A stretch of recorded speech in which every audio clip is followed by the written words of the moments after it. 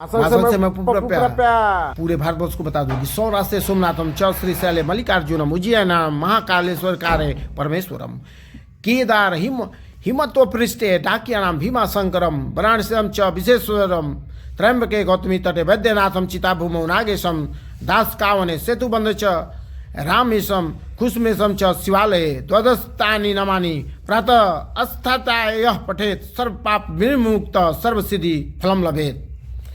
यानी 12 प्रभु की जो ये रचित रचना है, जो कहीं भी हो आपके अंदर समाहित होनी चाहिए। सुबह अगर प्रभु आपके साथ हैं, यानी आप प्रभु तो आपको लेके चल रहे हैं, लेकिन आप अगर प्रभु को लेके चल रहे हैं तब इस पर आप लागू होता है।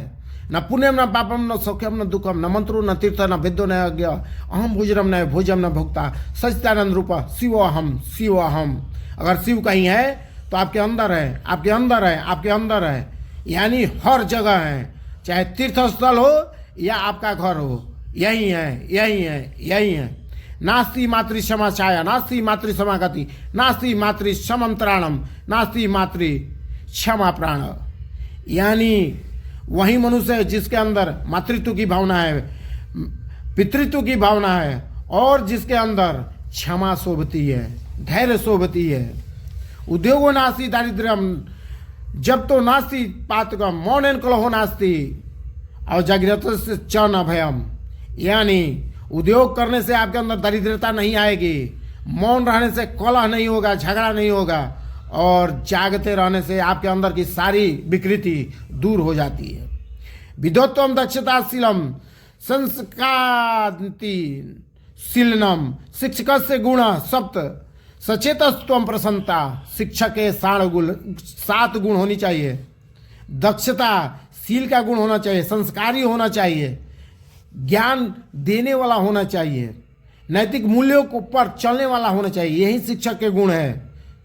यानी मनोबुद्धिहंकारी च्यानि नाम न च सूत्र जीव न च घृण नेत्र न च वयम भूर्विना तेजो न वायु सच्चिदानंद रूपम शिवोयहम। ये आपको खोजना है। प्रभु आपके अंदर हैं, लेकिन आपको खोजना है, ढूंढना है, पता करना है। आपके अंदर की आवाज़ है, आपके अंदर का बुद्धि विवेक है ना, सब ईश्वर का देन है। आप नहीं जानते हैं, पप्पू प्राप्य बहुत बढ़िया जानते हैं। बोले ना कि पूरे पृथ्वी पर मैं ये कह सकता हूँ, और पूरे पृथ्वी पर ईश्वर किसे जानते हैं तो पप्पू प्राप्य को जानते हैं। लेकिन मैं ये दावे के साथ कह सकता हूँ पूरे वर्ल्ड को, ईश्वर को मैं बता सकता हूँ कि कहाँ है और किधर है और कैसे जानते हैं। आपको भी जानते हैं, लेकिन आपको पता नहीं है कैसे जानते हैं। लेकिन आपका पूरा उनका पास, ईश्वर के पास, बाबा के पास, ब्रह्मा विष्णु महेश के पास आपका भूगोल, गणित, ज्योग्राफी, इतिहास सब है। प्रभु के पास ये लोग तो छोड़ दीजिए, कब आना है कब जाना है, माना करोड़ों वर्ष का आपके पास इतिहास, हर व्यक्ति का करोड़ों वर्ष का इतिहास है। पहले जान लीजिए, आप वंश का देन है। आज जो कुछ भी है आप पीढ़ी दर पीढ़ी का देन है। आप अकेले कुछ नहीं है, चाहे हम हो, चाहे आप हो, चाहे पूरी दुनिया हो। धरती पर जितना भी जीव है सब पीढ़ियों का देन है। बस आप कुछ समय के लिए आए हैं और इसके बाद भी आगे बढ़ते जाएंगे। यानी आप जितना दिन है उसके बाद दूसरा आएगा, उसके बाद तीसरा आएगा, चौथा आएगा। ये अनंत वर्षों से चली आ रही है। ये समझिए कि हम लोग कहाँ हैं। ये पृथ्वी पर पानी कहाँ से आया, पृथ्वी पर ये मनुष्य कहाँ से आ गया, इतने जानवर कहाँ से आ गए, इतने पेड़ पौधे कहाँ से आ गए, जबकि पूरी ब्रह्मांड में आज तक तो कोई खोज नहीं हुआ है। हमको नहीं मालूम कि चांद पर किसी ने गया है कि नहीं गया है। पप्पू प्राप्य को कुछ नहीं कह सकता है कि मान लें कि गया है कि नहीं गया है।